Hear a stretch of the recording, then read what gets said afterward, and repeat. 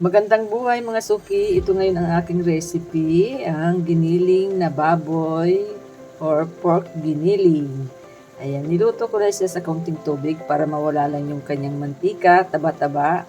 Ayan, simulan na natin mga suki ang ating recipe ngayon na napakasarap nito. Ayan, ang una natin gagawin mga suki, maglalagay na tayo ng ating mga sangkap dito sa ating giniling na baboy. Ang una nating ilalagay mga suki, yung ating carrot.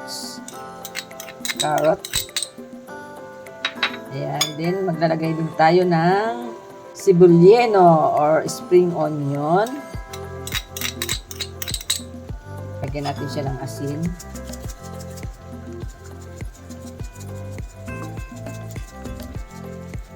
Ayan, then maglalagay din tayo ng paminta or black pepper.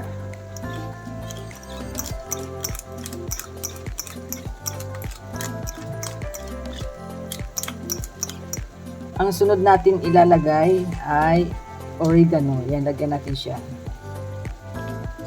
Oregano powder. Yan. Then, haluin lang natin siya. Then, ayan, lalagyan natin siya mga suki ng isang itlog.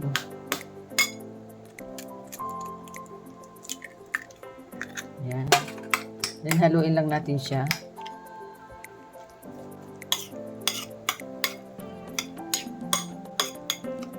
Ayan. Ayan, maglalagay din tayo mga suki ng grated cheese. Ayan, lagyan natin siya. Ayan, haluin na natin. Ayan, tabi muna natin ito. Ayan, nagamit din tayo mga suki ng jalapeno green pepper. Ayan, ang gagawin natin dito, hati natin siya sa gitna. Yung kanyang tangkay. Ayan. Ganito. Then, alisin lang natin yung kanyang mga buto. Ayan, mga suki. Ganito ang aking ginawa.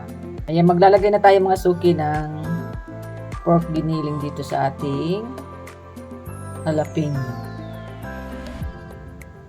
Ayan, lagay natin yan dyan. Ayan.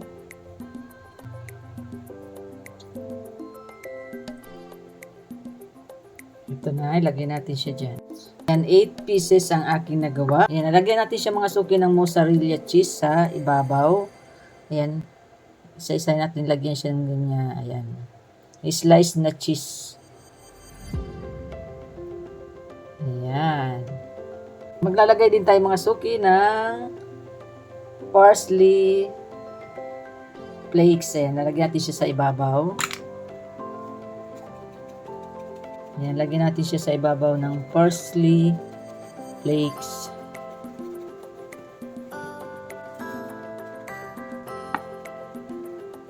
Ayan, ililipat natin siya dito mga suki. Ayan. Ayan, nalagyan natin siya ng olive oil sa ibabaw. Ayan. Ayan, ayan, lagyan na natin mga suki sa ating oven.